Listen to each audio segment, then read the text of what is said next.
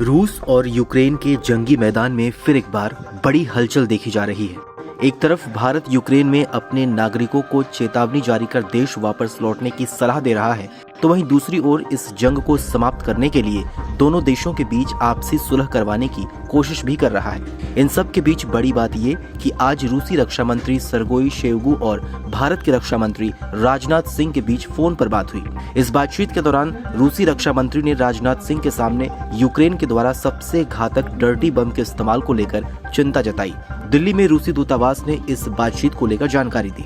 बातचीत पर भारतीय रक्षा मंत्रालय ने भी बयान जारी कर कहा कि रूस के रक्षा मंत्री से फोन पर बातचीत में राजनाथ सिंह ने यूक्रेन संघर्ष के समाधान के लिए संवाद, कूटनीति के रास्ते को अपनाने की जरूरत पर जोर दिया।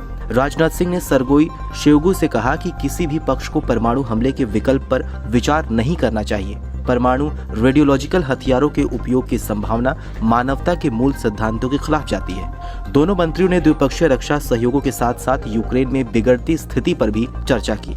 ऐसे में जिस डर्टी बम को लेकर रूस में दहशत फैल गई है, आपको उसके बारे में भी बता देते हैं। डर्टी बम सटीक हथियार होता है। वे परमाणु उपकरणों की तुलना में बहुत आसान और सस्ते होते हैं और कम खतरनाक भी होते हैं। डर्टी बम पारंपरिक विस्फोटकों जैसे डायनामाइट, रेडियो एक्टिव मटेरियल का उपयोग कर बनाया जाता है। हालांकि इससे तबाही कितनी होगी कहा नहीं जा सकता, क्योंकि अब तक कभी भी कोई डर्टी बम हमला दर्ज नहीं किया गया है। लेकिन 2 दशक से पहले दक्षिणी रूसी प्रांत चेचन्या में इस तरह के 2 हमले दर्ज किए गए थे।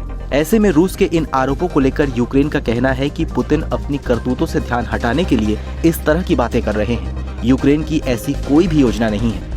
बहरहाल, हमारी इस खबर को लेकर आपकी क्या राय है, हमें कमेंट सेक्शन में जरूर बताइए। बाकी देश और दुनिया की तमाम बड़ी खबरों के लिए देखते रहिए आज तक डिजिटल।